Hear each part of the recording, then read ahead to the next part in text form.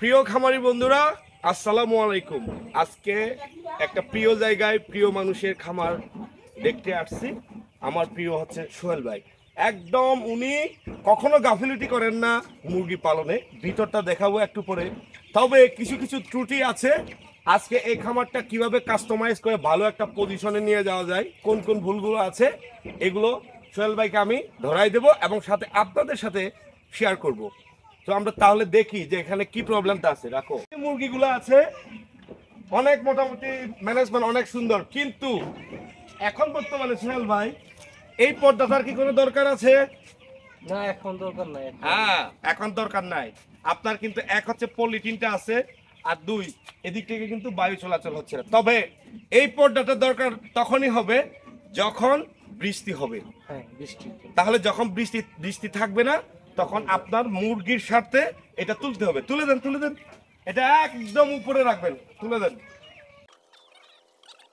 এটা একদম উপর পর্যন্ত এভাবে রাখতে হবে। দেখেন এখন কেমন লাগতেছে। হ্যাঁ, তারপরে আমি আরেকটা বিষয় দেখাই।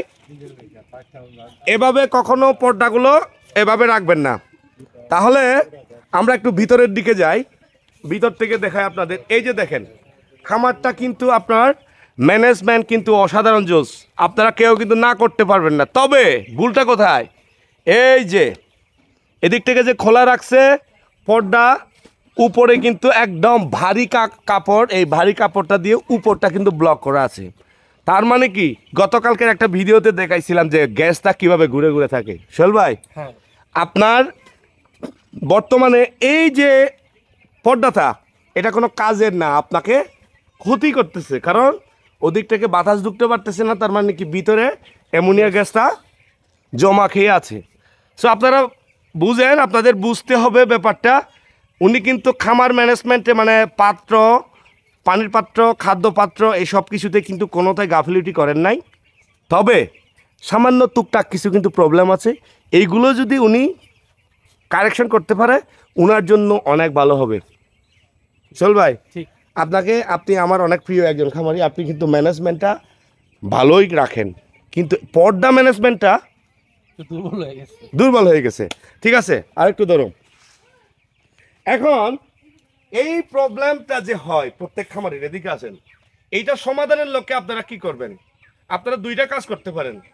এই পর যতটুকু জায়গা থাকে, সোহেল ভাই একটু এদিকে আসেন, আপনারা দুই ভাগ করতে পারেন। হ্যাঁ, একটা হচ্ছে এখানে লাগাবেন, এখান থেকে এই পর্যন্ত, আরেকটা উপর থেকে এই পর্যন্ত। হ্যাঁ, যখন কিনা একদম বৃষ্টি শুরু হয়ে যাবে, উপরেরটা তো ফেলতেই হবে। এই গরমের সিজনে এই উপরের পর্দাটা কোনো দরকারই নাই বৃষ্টি না হলে। এখন নিচের পার্টটা যে আছে, নিচের পার্ট দিয়ে মাঝে মধ্যে বৃষ্টি এক সাইড থেকে আঘাত করে, তার জন্য পর্দা ফেলা লাগে।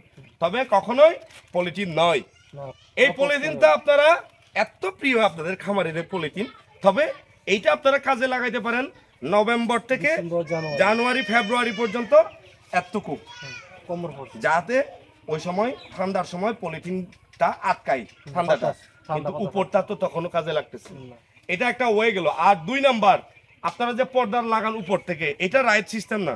আপনাদের ওখানে যে আপনারা পর্দাটা লাগাইছেন, ওই পর্দা ফিক্স জিনিসটা লাগাবেন এখানে। যদি ওয়ান পার্ট পর্দা হয়ে থাকে, ওয়ান পার্ট পর্দা হলে এখানে ফিক্স করে দিবেন পর্দাটা।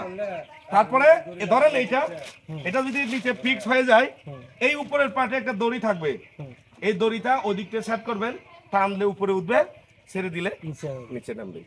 এই ছোটখাটো বিষয়গুলো যদি আপনারা ঠিক করতে পারেন, আপনাদের মুখ থেকে এত হাজার টাকা লস হয়েছে, এত লস হয়েছে, এটা শোনা যাবে না। কিন্তু দুর্ভাগ্য যদি মানে কপাল যদি খারাপই হয়, কোন অসুখে যদি মুরগি মারা যায়, তাহলে তো কিছু করার নাই।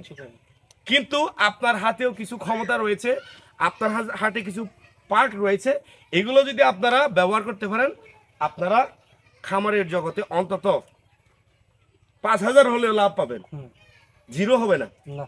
তো সবাই ভালো থাকবেন।